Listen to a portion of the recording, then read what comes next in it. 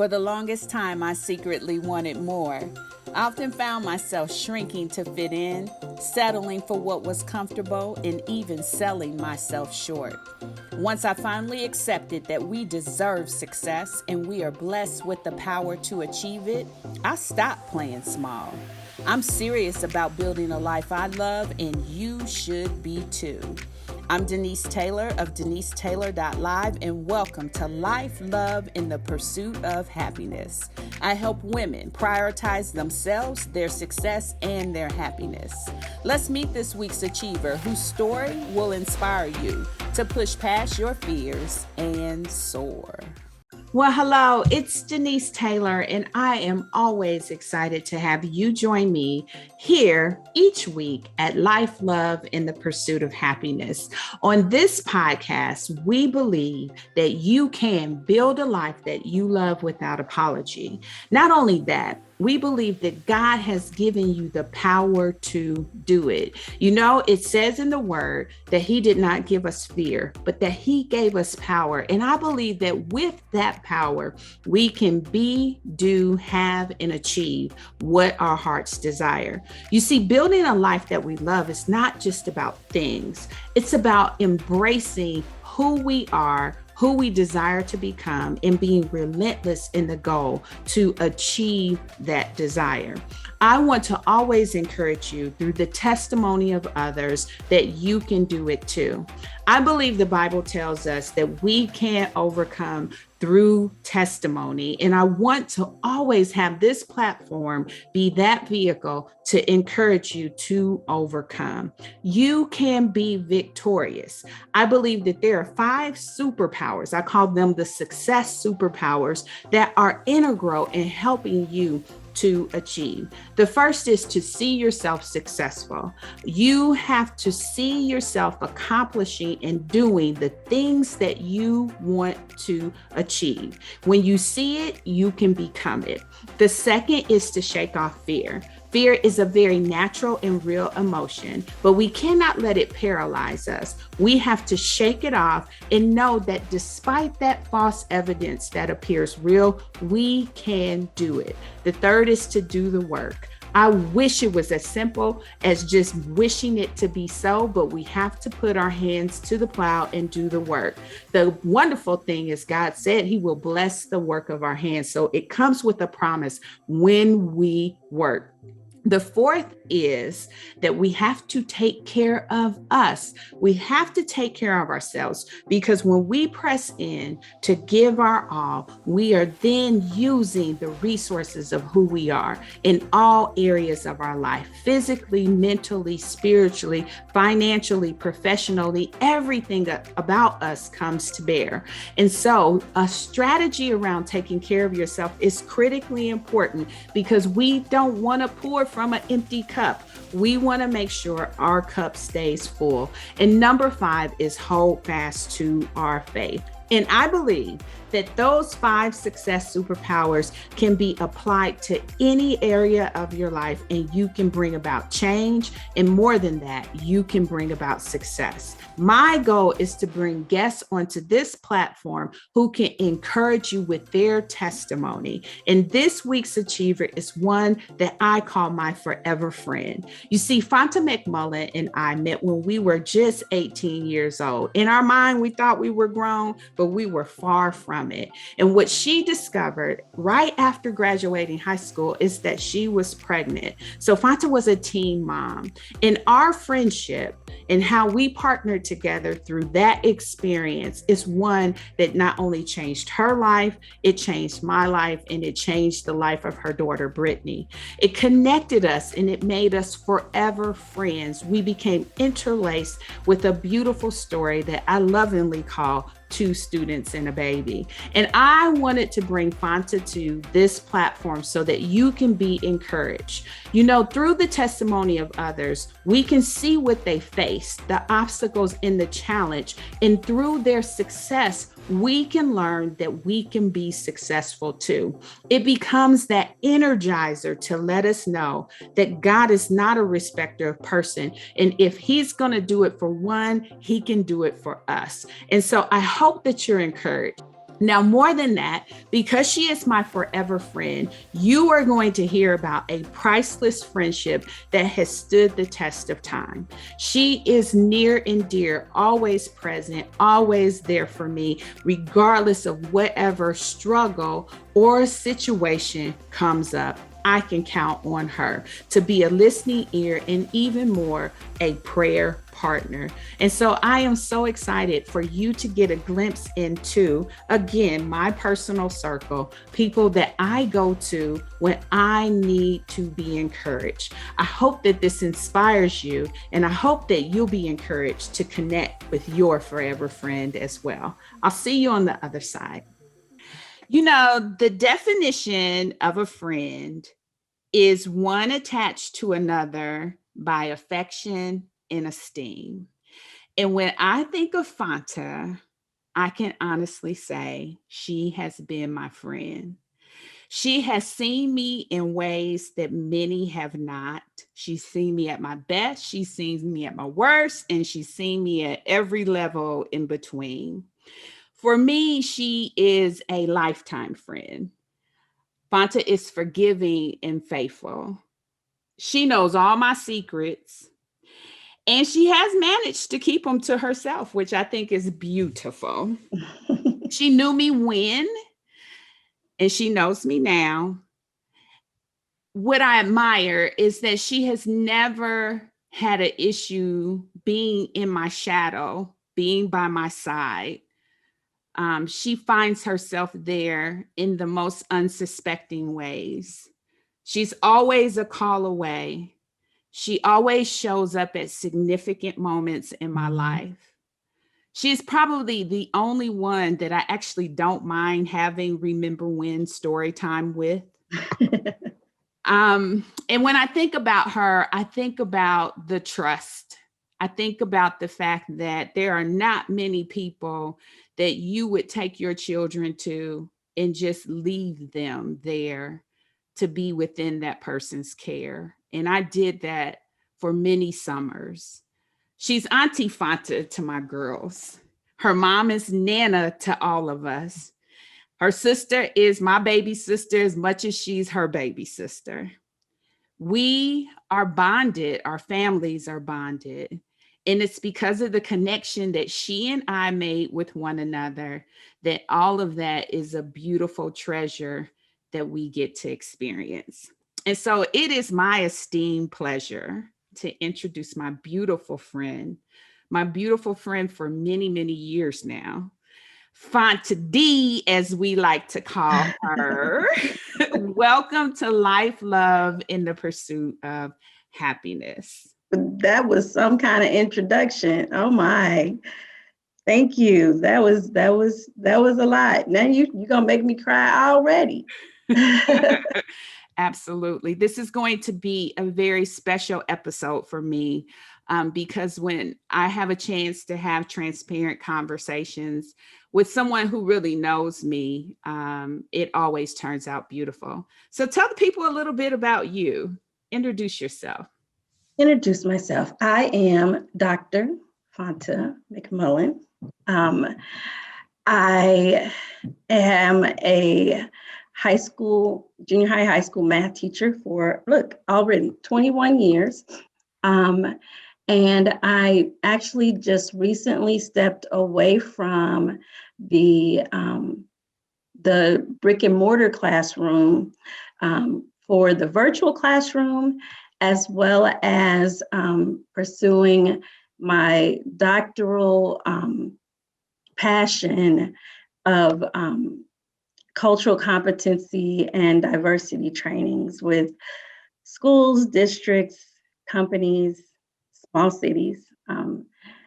I'm a wife to Dr. Sean McMullen, Dr. Reverend Sean McMullen, and mother of three, bonus mom of three, adopted mom of one, and together we have 5 grandchildren, 6 now.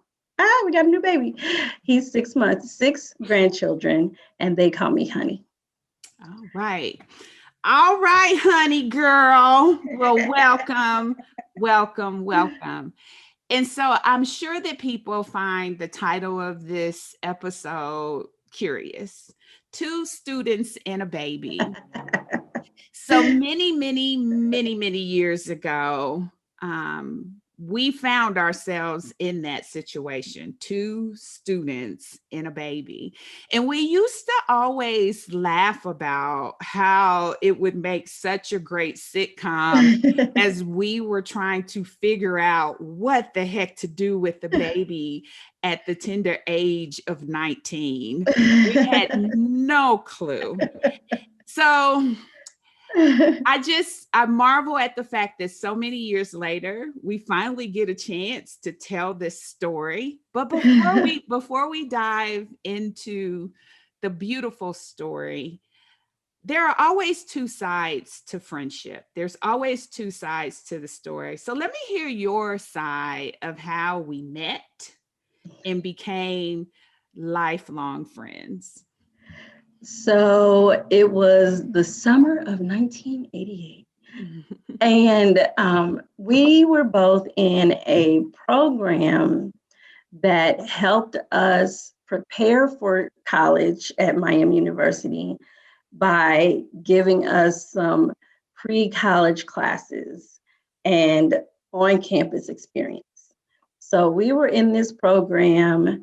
I don't remember the qualifications of the program. I just remember, it was early June. It was right after graduation. We were in Oxford, and there was about 30 kids, I guess, um, different nationalities, different backgrounds, and we met at this program. And I don't. Your roommate was a strange little girl who yeah, who drank too much, and she was one of those sad drinkers. She would then cry herself to sleep, and you were like, "Oh my God, I can't stay here." And so then you would find your way to my room, and I don't remember if I even had a roommate. I don't remember who my roommate was. I don't even I don't remember. So I may have been in a room by myself, which would have been really cool, except you moved in basically because your roommate was really weird. which happens when you don't get to choose your roommate in college. I think now they know a little more, but we didn't get to choose. So we spent that summer going to classes, living on campus. And for me, it was right before the band started. And I twirled flags and rifles in high school, and I was on the rifle line for Miami University Marching Band for my first semester at Miami. So it was right before that. So I was already on campus, but that's how we met. And it was during that summer that you and Chuck reunited, got together, um, things we just stayed together. It was really cool. So that summer you had a weird roommate. That fall I had a weird roommate. Very weird. It was and that was interesting because it was someone that I knew from high school, and I thought this was going to work out well, and it was interesting. But so we were friends. It was cool to be on campus and have someone that you knew there. By the time the fall came. Yeah, it absolutely was. It was like I remember when you and I met, we just became instant friends. You don't very often in life meet someone where as soon as you meet, you feel like you've known them forever. Forever. But when you and I met, it was as if I knew you forever. And that wasn't just apparent to the two of us, that was apparent to everyone around Everyone. us, because they would often, make remarks like we were from the same town or we were from the same area. And we were like, no, I'm from Dayton. No, she's from Cincinnati. And I just met her here. But we were fast friends. And what I treasure is that it never really fizzled out. It wasn't without struggle. And we'll talk about some of that. But we were fast friends, like really quickly. We got along and we were in sync. And you definitely had my back with a lot of my foolishness, and you supported me and you listened to me. And I think that that was something that I really valued. You had a very awesome listening ear, and you didn't judge me. You were not judgmental at all. Now, given your circumstances, that might have been why you wasn't judgmental. No, because truth be told, by the time I went up there that summer, I was already pregnant. Yes. Um, and and I don't even know when I knew. I think it was sometime that summer I knew. But I was there and I was going to be there and I was going to graduate. That was my mentality. But I think we met each other's families that summer, and they've been family ever since. It was an instant connection. And it never faded. When life would get busy and you've been living all over the country, and and there were times where we didn't talk for months, and then we would get on the phone and we would be on the phone all night, all day, all night, whatever it was, and we would just catch back up, and it was like it never ended. And it was like you said, like it just always was. It was a great friendship that always was. And you could always depend on it. I felt that I could always call you, no matter where you were, no matter what was going on, text you even now, with some of the things that have been going on in my life. I was able to make sure that you were on my prayer list partners. And I could send texts all day, all night, and know that you were there.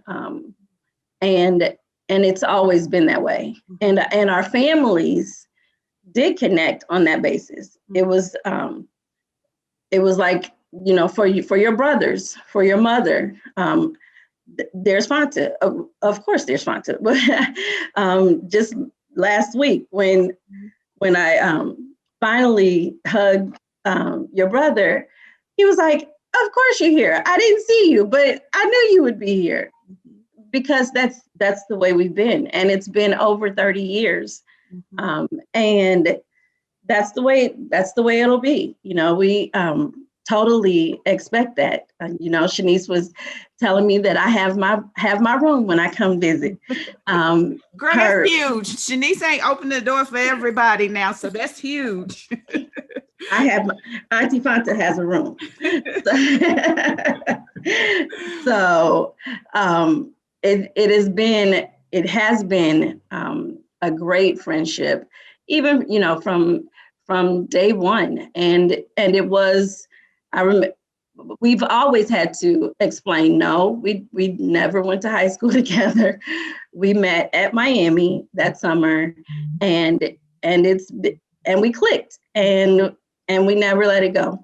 Right. So it's been a great friendship for me. And I too, when I think of you, I think of faithfulness and loyalty. I feel that, Denise is the type of person. I've said to others that if you have her as a friend, you have a friend for life. And you don't have to worry about that. And agree to disagree, fight, fuss, of course, like sisters would. But a friend for life. And I never questioned that. I never have had to worry about that. And I think it's so important um, to have those people in your life that you can depend on, that no matter what, how stupid you get, how ugly you cry, they'll be there, and you can count on that. And you've always been that friend for me. Oh my gosh. Okay, we're gonna keep going on because we could keep having a love fest all day, but we are going to finally tell this story. So you mentioned it Yes. a little bit, right? And so I remember being there, and Fanta shares with us that she is expecting. And I just remember thinking, oh my God. And so I think in that moment, even though you were expecting, and I'm sure that there were some things that you were afraid of, and that's one of the questions I want to ask you about, but even when you discovered it, like you never curled up in a ball and felt like things were ending. And I'll be honest with you, it wasn't till like I think Brittany was maybe 1.5 or 2, and you made a comment. You were like, well, technically we are a statistic. And I was like, what is she talking about? Because it never dawned on me that you actually were a teen mom, right? And I just think about that whole experience of you discovering that you were pregnant. There's a couple things that stick out. The first is this. I remember going home on midterm break with you, and you still had not told your mom that you were pregnant. Now, mind you, you came to school pregnant in June, and midterm break was in October. And so I can't remember what was going on, but It was a family reunion. It was my family reunion. We were at this family event, and you made us go with you. I needed buffers because I was showing. But my family was like, oh, you gave me that freshman 15. I was like, oh, Yes. I just remember being there and everyone remarking about how, oh, Fanta, you gaining a little weight. And I'm sitting there like, okay, they do not know that this child is not, I mean, like you said, you were showing, I was showing. you were showing. When did you finally tell Nana that you were pregnant? Was it Thanksgiving? It might have been when she brought me back for Thanksgiving, because back in the day we couldn't have our cars. I had a car at home, couldn't have our cars freshman year. So I think when she brought me back for Thanksgiving, I told her in the room, and I said, this is what it is. And I told her then, but I'm going to have my baby. And if nobody's there when I graduate, then the President Pearson will meet my child, because I'm going to walk across that stage. Mm-hmm. That was my mentality. That was not finishing was not an option. Mm-hmm. Not finishing within 4 years was not an option. We're going to get to how you showed out now. We're gonna get to that.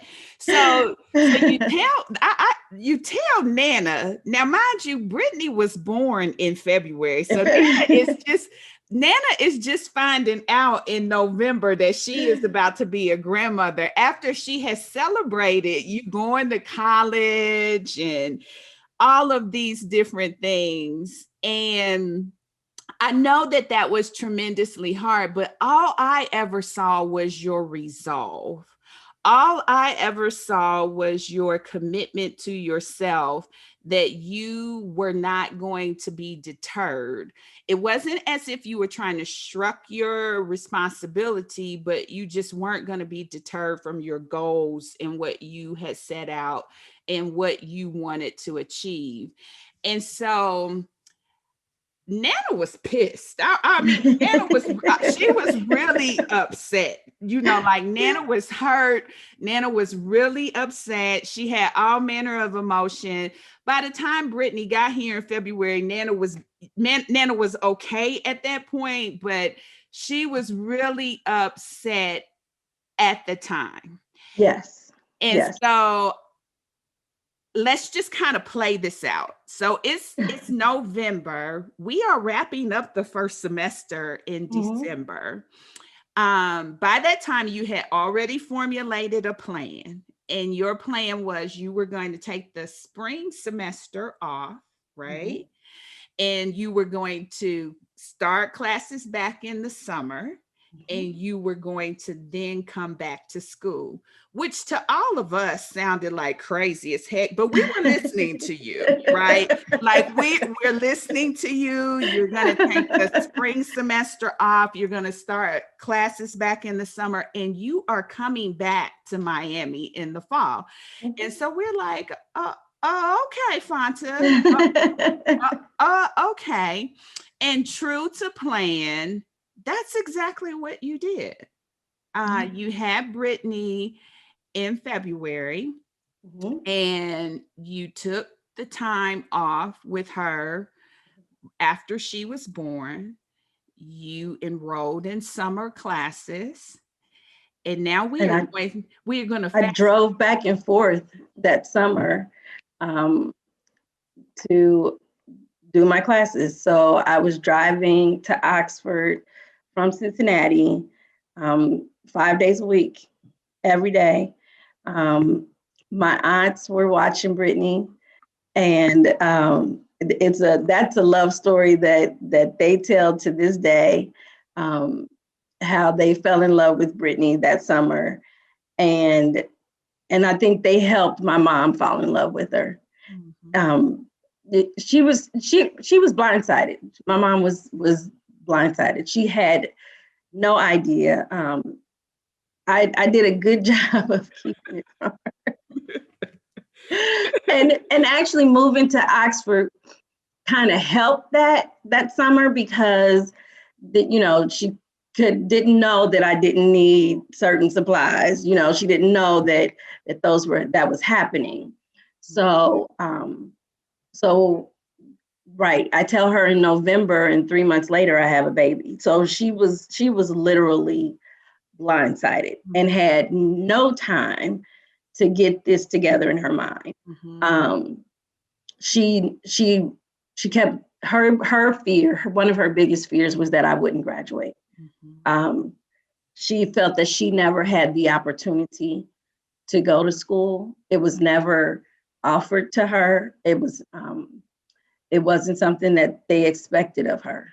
Mhm. Um, and so she really wanted to make sure that my sister and I went to college, had that opportunity. Mhm. And so here I have this opportunity and I'm about to blow it, was her thought, and that hurt her and that scared her. Mhm.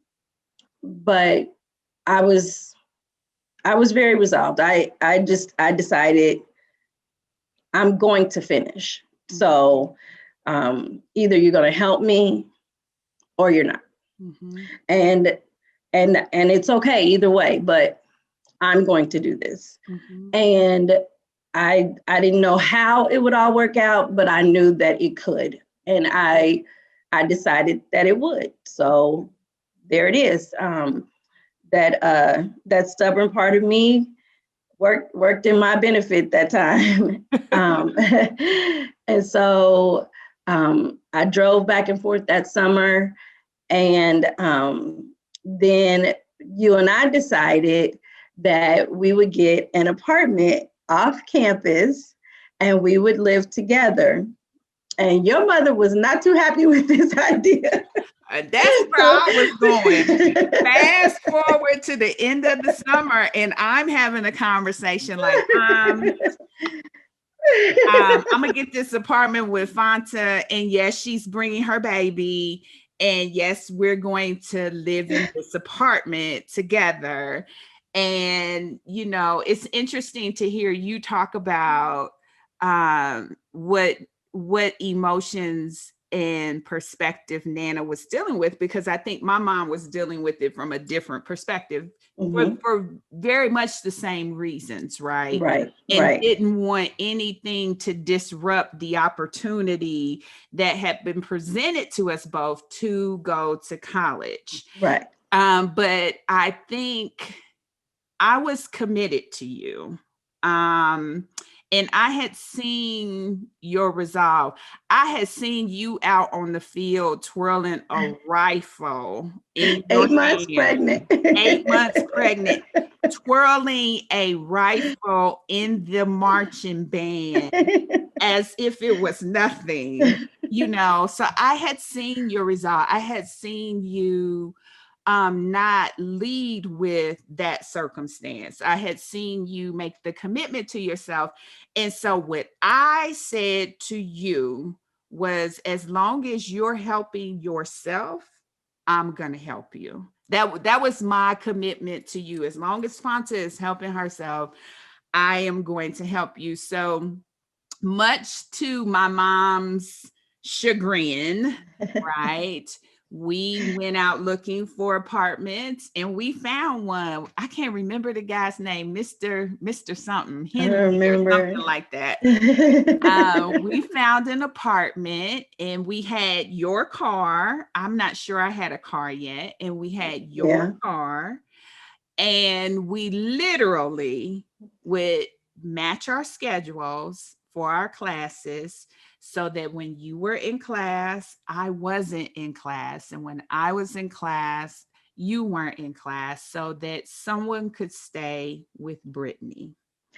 Right there. So right there is the type that support as a friend was unheard of. Just it it was real easy. It was like, well, you said I don't like morning classes. I don't want to get up at 8 o'clock. And I was like, well, I'll take morning classes. Morning classes are fine for me. And we would load up the car and drop one of us off at school. And then the other one would load up the car and come back and we would switch. And that's just what we did. And it was seamless. And people couldn't believe that we were just friends. For you to have that kind of commitment to me. And we've known each other for a year and a half now. And it was like, is this how is this your baby? Because what is it that you're just going to arrange your schedule, arrange your life, arrange your college career to live off campus with her and a baby, and arrange your schedule so that she can do what she's trying to do. And then you a hustler now, but you always have been.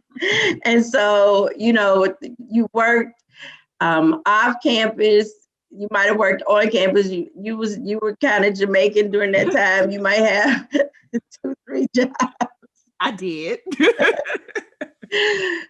and so you were doing all of that and helping to support me and watching Brittany during those hours when I was at school.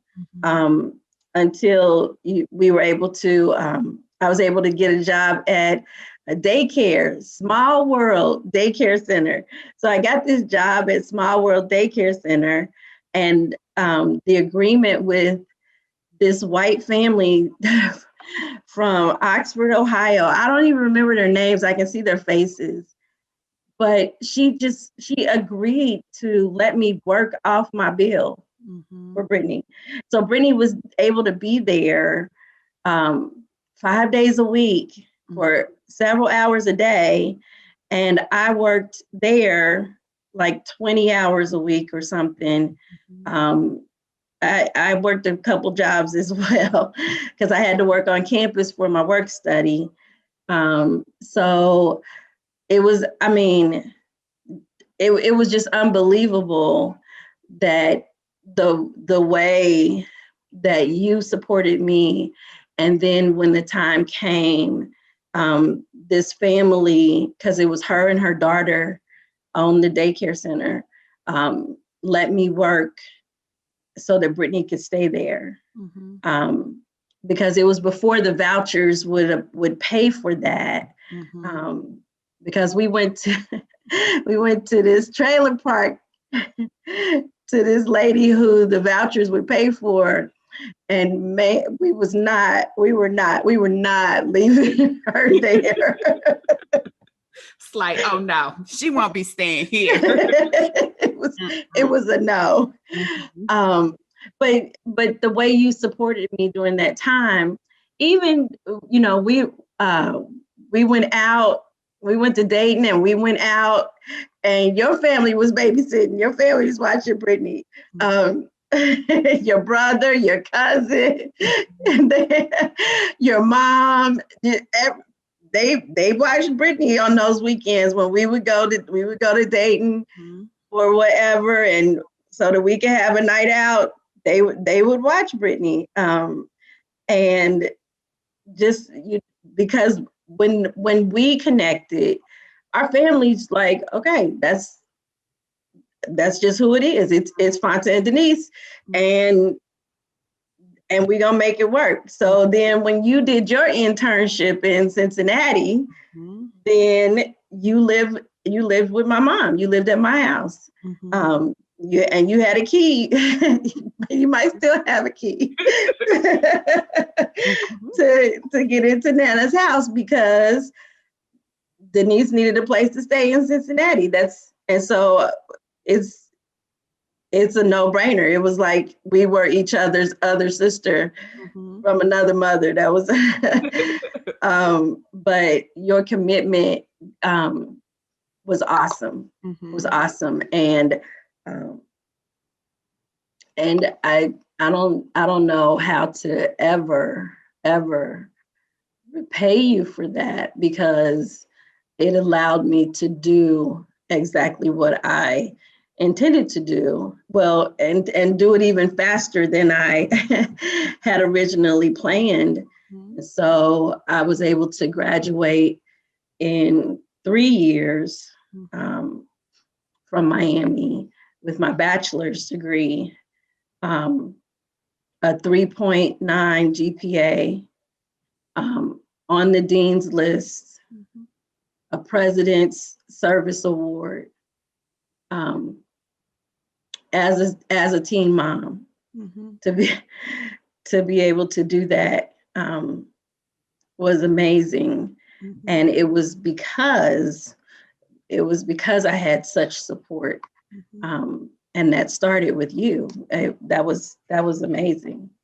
You know, what's really interesting is Brittany she was like a little mascot for for the university, because Brittany went to football games. Like everywhere we went, Brittany went with us. And she went to some games we didn't even go to. She went with Chuck to the basketball game. She was a bleacher rat.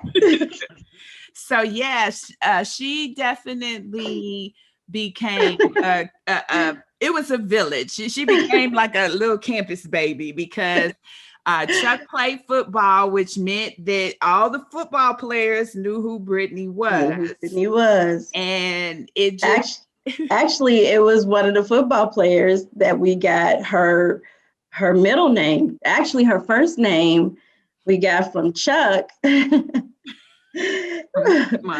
from Alvin and the Chipmunks, because he said we all when we laughed, we all looked like chipmunks. and so he said, you ought to name this baby Brittany, because she gonna be another chipmunk. And then one of his football friends, who was Tim. It was Tim from New York, and we were talking about baseball and the Kansas City Royals. and he called them the Royales. And he was like, "Oh yeah, them Royales is they're gonna whoop Cincinnati," because I think we were in the World Series, or I don't know, but he kept saying the Royales, and I fell in love, and that's her name. She was named by Miami's football player. Yes, she was. She was a little campus baby. And so, I can think of so many different stories from being there with her and, to your point, Chuck chipping in and helping us as well. But while you're thanking me, I don't know that I would have had it any other way. When you meet someone and you can sense that your heart is knitted to them, you will go above and beyond to serve them and to be there for them in any way that they need. And when I saw your resolve, I just wanted to match it. I just wanted to see you be successful and for you to accomplish what you did, to fly in the face of every naysayer, every obstacle, every frustration that you felt. You didn't let it deter you. And the thing is, you're such a sweet person. Like, you don't have that aggressive tone, but you are relentless and stubborn when it is something that you want to do. I may be vocal, but you will be driving. And so I think that it just all turned out to be a great story. It all turned out to be a great life. And now, all these years later, Brittany is a mom and she's a young adult. And, it's just so crazy to think, because I just still see her like that little picture with her leg up in the air and her in the crib getting crackers that she kept over there, out of the way for all of us. But when you look back on that time, what were you most afraid of? I don't know. I think I was afraid of being the statistic, the Black teenage mom on welfare, for the rest of my life. That just was not something that I was willing to succumb to. And sure, you use the welfare system for whatever you need to. Absolutely. We did. We worked them food stamps. And do what you need to do, but it should never be a crutch. It shouldn't be something that in kind, in taxes, you don't actually pay back, so, do what you need to do, but don't live there. And I didn't want to live there. I also had this sense that I was smarter than I knew I was, which was interesting. I knew that I could study. I knew that I could learn anything I wanted to learn. All it would take is sometimes study. Just study and you'll get it. But I was also driven by you can't. Mm-hmm. And I think that became real to me in high school, when I was in the advanced physics class and I was supposed to be in the advanced English class. And I took the transfer to. Oh my God, that's a big difference. I took the transfer paper to the nun, and I was like, I want to transfer out of your class. And she said, "Oh, I'll sign that because you can't be in my class. You won't make it." So right there on the spot, I tore up the paper. And I said, "Never mind, I'm staying in. And I'll be at least an average advanced physics student in your class." And actually, it was the only C I got my whole high school career, dropped me out of the top 10 when I graduated to 13. Um, and but it was a seed that me and my mom danced over because that was hard. It was like the only class I studied for that year. It was hard. So I thrived on no. And maybe my mother knew that, and that's why the first thing she said when I told her that I was pregnant was, "You're not going to graduate." Maybe she knew that, and so The she was Jedi mind tricked on you. right. Mama still knows best. and I resolved right then, oh, I'm going to graduate. And if that means that the president has to meet my child, then it'll be a nice meeting. It'll be a very interesting story for the news to tell about how I walked my baby across the stage. But so I thrived on no. Telling me no was not something I was really good with, which was a good thing at that time. And But I didn't want to be a statistic. I didn't want to be that teenage mom that everyone expected. So that was a huge motivation. Yeah, I think that is still what drives you, the complexity. It's almost like you compete with yourself. Because I remember when you were like, I'm getting a master's in mathematics and French. And I was like, what? It just tells me of what a beautiful mind you have, because those two things are pretty complex subjects. And to advance yourself degree wise in that, at the same time, like, I'm going to do this dually. And so it wasn't a matter of your educational aptitude, but I'm telling you, for as bright as you are educationally, your drive and resolve exceeds it. And like I said, it has such a soft face to it that people really don't get it, but you are driven by that, and it's all within you. Like, it's within you to be driven that way. And I think that is why now we're able to tell such a great story, because to your point, you took a semester off and still graduated early, and so it just shows how you were committed. It didn't matter that the drive was an hour and 10 minutes away. Like, that didn't matter. And that was just the drive to get to Oxford. That didn't include dropping off Brittany, right? It didn't, like, all of these different things didn't matter. You just did what you needed to do to make it through that season. And it's just, so beautiful. And I wanted to honor that.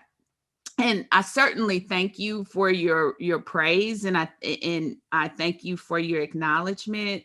But you're the superstar here, right? You were able to persevere through very hard circumstances, a lot of perceptions, a lot of just undertones, a lot of snickering.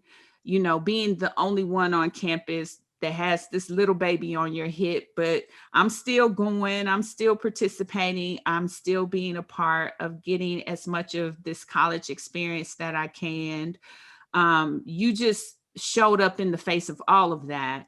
And I just find that incredibly beautiful. You didn't duck, you didn't hide, you didn't necessarily wear your experience as a badge of honor, but you rightfully stood in the confidence that you bring to the table, and you refuse to be denied. And I think that is the resolve that makes this story just simply incredible. So I commend you and I honor you. I absolutely honor you. All right, so now let's talk about friendship. let's talk Right. about friendship. How important is friendship to quality of life from your perspective? I think it's extremely important. You have to have people in your life that you can talk to about anything. And when we're strong, when we have to be strong in the boardroom, for me it was the classroom. Um, I would tell my husband, yeah, they met the brick wall today. I'm the tallest 4-foot brick wall you ever want to meet. um, but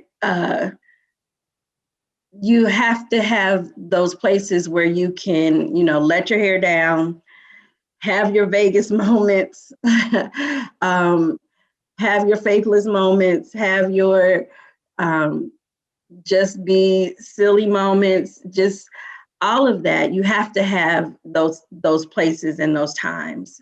I think it's for me, being married to my best friend is amazing. It's it really does make being home, coming home easy. The call on the way home, it's just, it makes things easy, and that you can talk about anything. But then you need those girlfriends that to girlfriend getaways, night out, to just be you, um, apart from everyone else. It's important not to lose yourself in amongst your family, amongst your kids, amongst your husband. For me, there's also the church. Then there's your family. I've my family is full of huge personalities, very big personalities. You meet my family, you fall in love. It's that simple. But you can get lost, um, and you also want to be with people who are successful, who are strong. So, you know, my husband can shine. I'm okay being in his shadow at times so that you could shine. I'm okay being in your shadow. And so having those times where then you can shine, where it can be about you for a minute. It can be just about whatever you want it to be about, about a trip to the Cheesecake Factory, Red just Lobster or Red Lobster. or Red Lobster. Red Lobster at the Tropical Rain was a saving grace for us. And then the one in uh, Center Hill, I think it's, Miami yeah, Bird. but yeah, up there by near Beaver Creek. Yeah, that was near the mall. That was our spot where we could just be Fanta and Denise, and we could talk about whatever we want to talk about, whatever we didn't want to talk about, or just fill our face with some good shrimp and lobster. It was you've got to have those downtimes. Especially we're talking about successful in business, in your career, in your life, in your marriage. You've got your family. To have those times and those people where you can just relax is extremely important. So I love this notion of friends can be for reasons, seasons, or lifetime. And I can identify people that I can really categorize as each of those buckets. What do you think about that? I think that's true to a point. I think it's more. I think true friends are for a lifetime. Period. Um, and I think you have some strong acquaintances that are there with you for those seasons.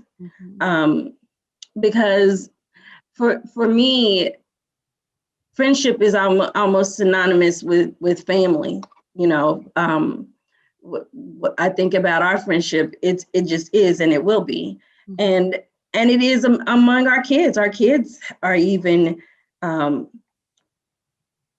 friends, and that's wonderful, and our families know each other, and your aunts, besides your mom, but your aunts came to my wedding, not and that's, so I think, I don't know, I think you have one or two true friends for life. Mm-hmm. And everyone else, I think, becomes strong acquaintances, almost friends, or they feel like friends for that time. But I don't know. I don't necessarily want to put them in the friend category. Mm-hmm. Um, I think about people who were there, and I really don't have a lot of those anyone that I would say was a true friend that I'm not really friends with now. And so I believe that there are those seasonals, but I don't know that I would put them in the friendship category. Gotcha. All right. So here we go. Around these parts, I believe that we can build a life that we love without apology. And we always close out with what I love to call the LLH questions. And they are focused on life, love, and the pursuit of happiness.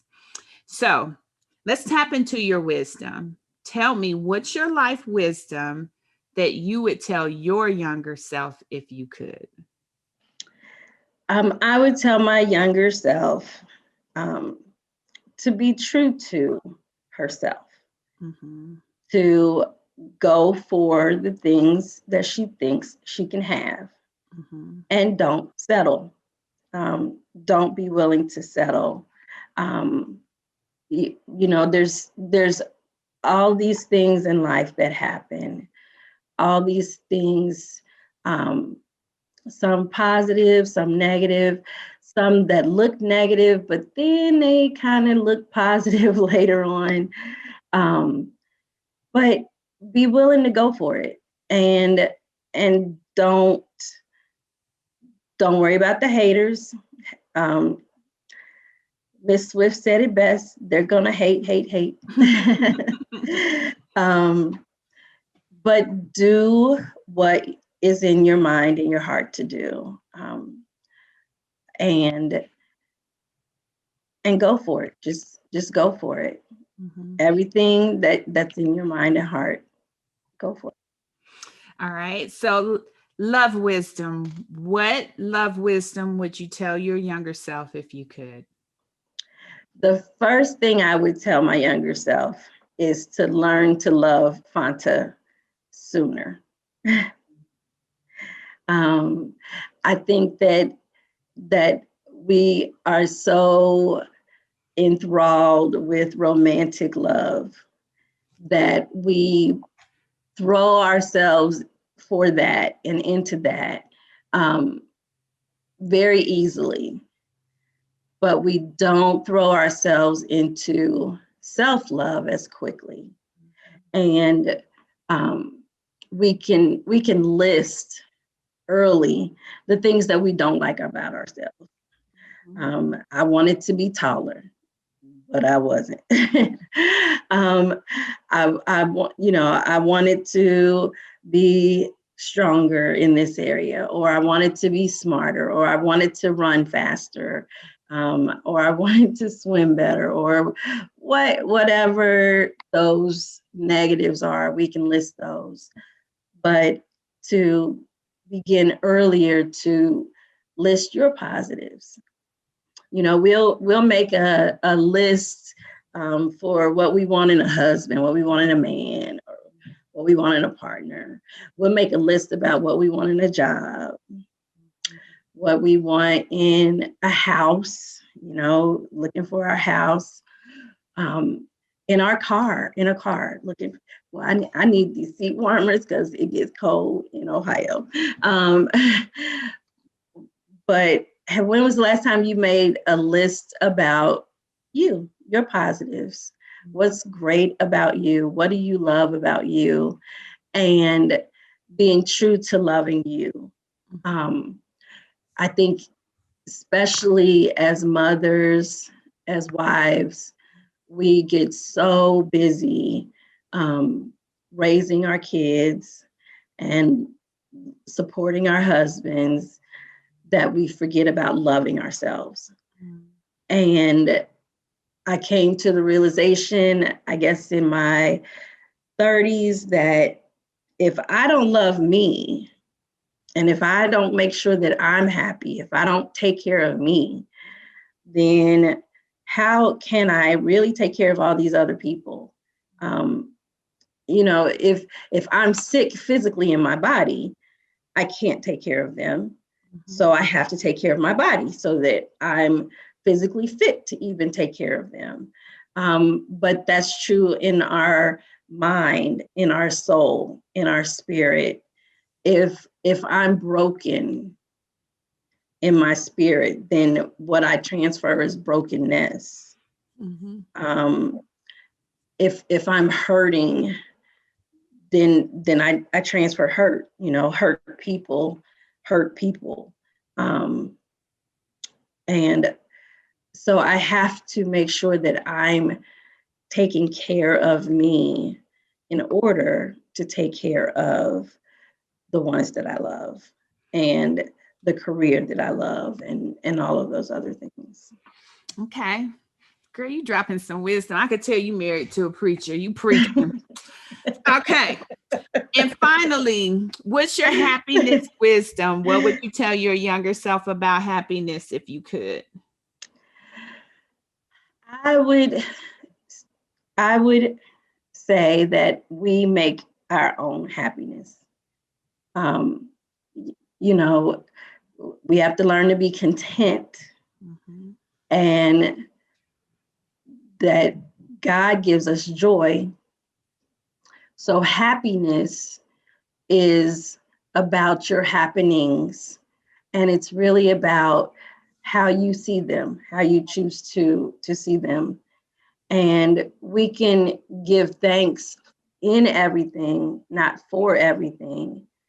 But even when those things that I don't want to give thanks for, can I find a place where I can still smile, even about my response to it, um, even about how it's going to make me stronger later, even about um, what others are going to see when I come out as gold. When I come out and I'm shining, what others are even going to see. So happiness is what you make of your life situations, and it's your choice. I think you choose it. You choose to love, you choose to be happy. And um, I I choose optimism and happiness any day, all day. Sometimes to a fault, my husband will even say, he'll say that yeah, I always try to find the bright side or the good side of everything. He's like, well, I don't know if you can Fanta this one. Um, but because it's a choice. It's a choice. So choose happiness. Choose to be happy. Um, and if you're looking for those places to be happy, I think you'll find them. That's beautiful. So I'm not exactly sure when this became a thing. I just remember at some point in our relationship it did. And so I'm going to do my best to make it through. It says, "Thank you for being a friend. Travel down down the road road and and back back again. again. Your heart is Heart is true. true. You're a You're a pal pal and a and a confidant. confidant. And if you And threw if you a threw a party party and and invited invited everyone everyone you you knew, knew, you would you see would see the the biggest biggest gift gift would would be be from from me. me. And the And card the card attached would would say, say, thank you for for being being a a friend. friend. Okay, I made it Ah. through. I had my tissue ready. I thought I was going to cry. I thought I was going to cry. So, my dearest and beautiful Fanta, I want to say to you, success looks so good on you. I am so, so proud of you. I am excited about your today just as much as I've been excited about every day. And I thank you for your patience with me and your commitment to me and your loyalty to me. And thank you for being my friend. So I would have to say thank you to you for being my friend, for even at such a young age committing to me and my passions and my desires, and for never giving up on me, even when I looked like I was going right to the left, um, always being there for me. And I am so proud of you and all that you're doing. Oh my. Um, you've become such a writer. I'm like, oh my God, Denise, that was beautiful. And how open you have become. Yes, that's new. See, many people don't know. That is a new leaf. So when I tell them that I'm showing up for them, there is one person who knows she's telling you the truth because I have not always been so open. So it's amazing to see you blossom in these pursuits, and I just look forward to continuing to see you shine. Know that I'm always sending wind your way. I want you to fly. I always want you to fly. Thank you. I So love you. I love you. Much love. Much love. Well, I hope that you enjoyed our story, and I hope that you got a sense of just how intertwined our lives are. Fanta is a very near and dear friend to me. She is, in fact, my forever friend, and I am so blessed to have her in my life. Now, I hope that you saw how she saw herself successful in that situation, despite the odds, despite the stereotypes, despite who was in favor and supporting of her and who was not. She had it made up in her mind that she was going to achieve and excel, and she has gone on to do that and more. I hope that you are encouraged that despite whatever you're facing, you can do the same. I hope that you will think about your friendships and whoever you consider to be your forever friend, you'll reach out to them today and let them know how you value the friendship that you have with them. I have one more ask. If you haven't yet rated the podcast, please do so. There's two things that happen when you do that. One is I am encouraged to continue to show up.